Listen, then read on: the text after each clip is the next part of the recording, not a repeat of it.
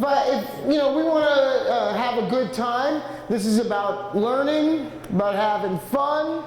It's about education and entertainment merged, okay? Have you guys ever watched Antiques Roadshow? Yes. Really? So for those people who have never seen Antiques Roadshow, I kind of describe it like this. Thousands of people stand in line for hours and hours to spend 3 minutes with me. I'm like a ride at Disneyland. Sometimes you laugh and sometimes you throw up, but it depends on the item you brought in.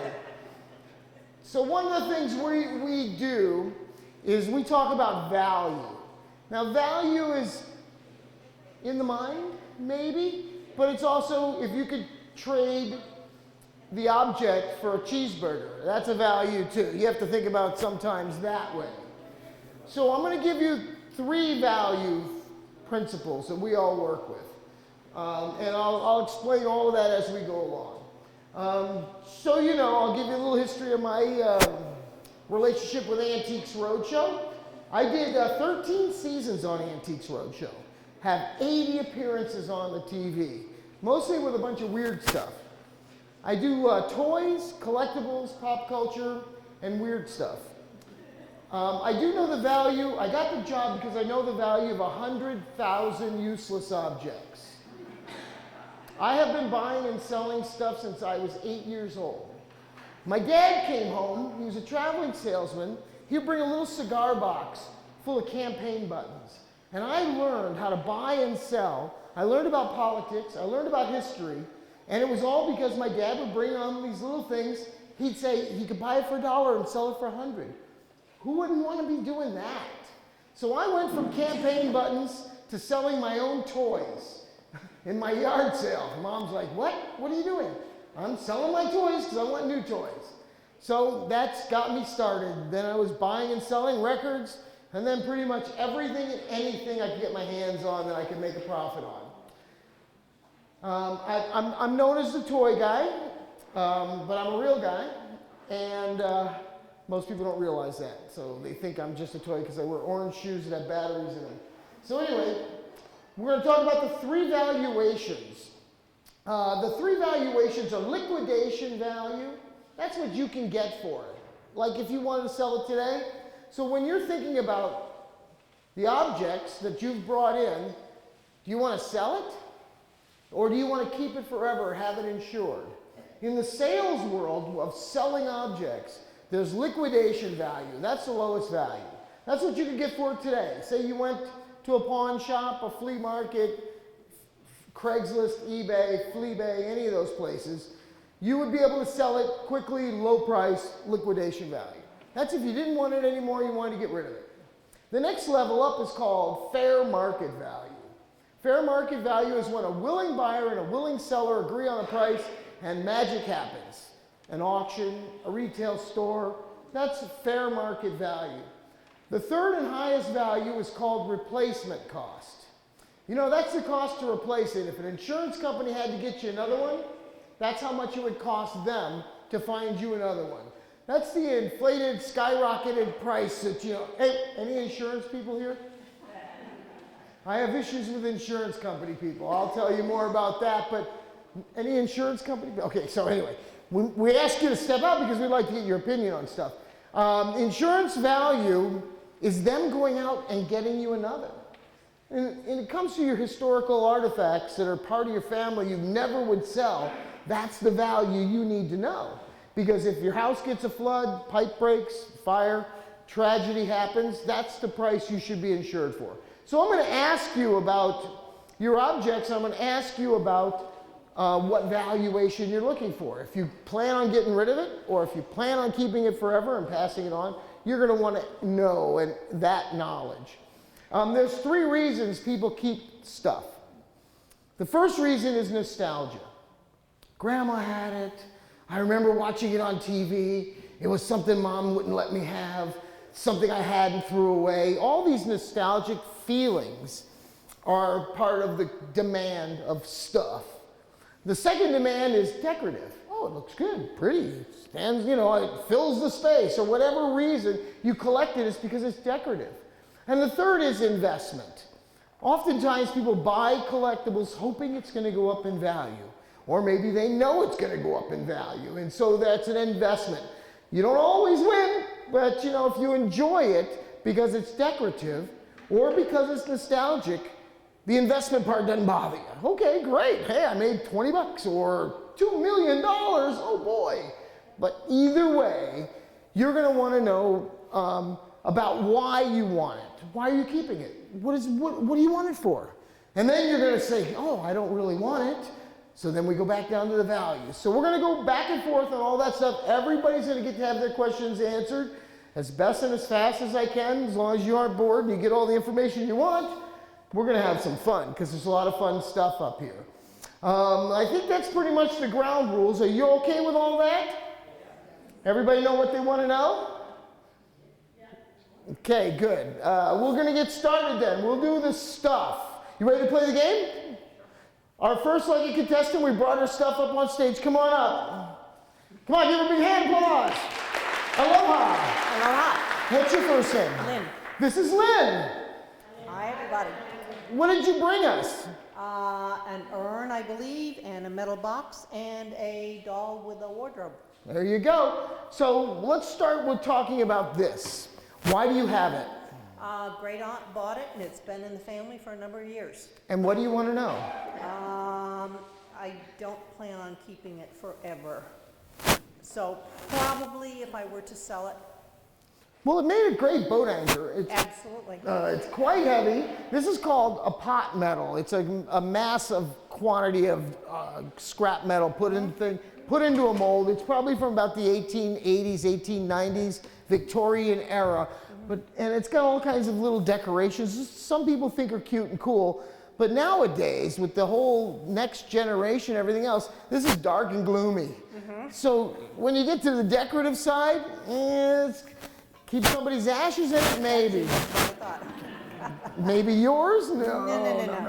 Okay, but anyway, the value on something like that, you'd see that for fair market value at an antique shop, probably $80, $85.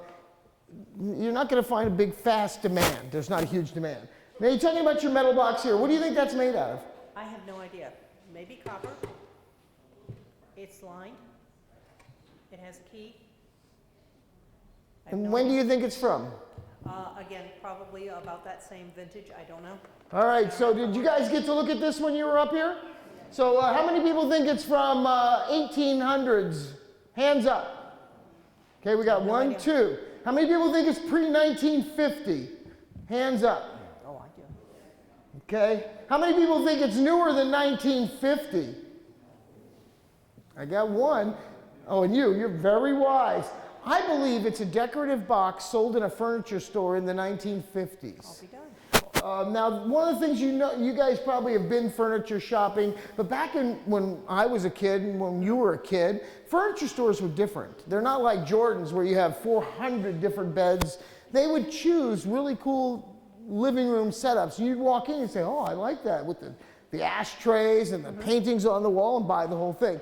Things like this little humidor or jewelry box, it could have been either one, male or female. They would appeal to both. Okay. And so it is made of copper, in my opinion, and it's probably worth about $75, even that new. Okay. And now we get over to the doll. I'm going to hold her up. Why don't you come over here and hold her up?